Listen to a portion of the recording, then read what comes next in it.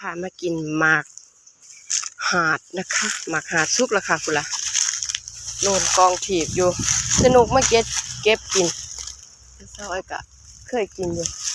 เดี๋ยวมื้อนี้ก็สิพามากินพี่ล่ะบักหลายหนึ่งนี่หน่วยเฮิมหน่วยสุกอันนี้ก็สุกบ่คักสิพามากินหมากหาด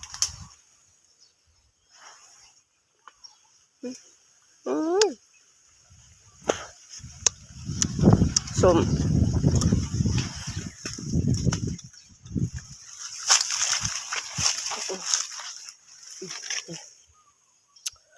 เดี๋ยวสิเก็บไปกิน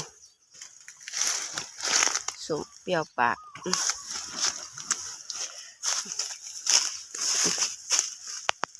มันจะสุกก็มีแต่ว่าเห็นเขาเจ้าเอาหน่วยดิบๆจังสิเด้อไปปาดนี่แก้วแต่ซอยบ่กินเนาะมันถ้าหน่วยดิบมันยางหลาย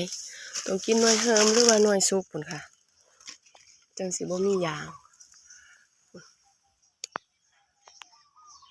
เป็นเหลืองๆอยู่มหาดนะคะกินได้ค่ะ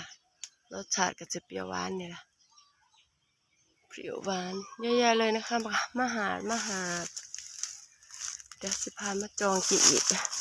คือตำๆจังสิได้กินนะคะอยู่สูงก็ต่อยบ่ได้เลยขามซอยล่ะนี่ก็ปึ๊บ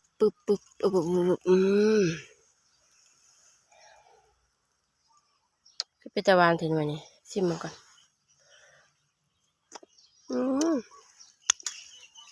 หวานเปรี้ยวหวานนี่สุกแห้งล้นขับจีบพุ่นละจะนกมาจ้อกินมาหาดโดนแล้วอยู่ทั้งต้นกระไรสุกกระไรบ่ทันสุกก็มียามเพิ่นเป็นละยามนี่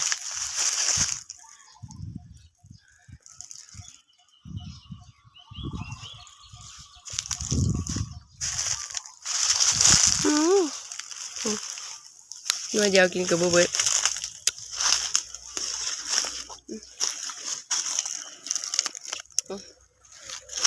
อีก3 หน่วย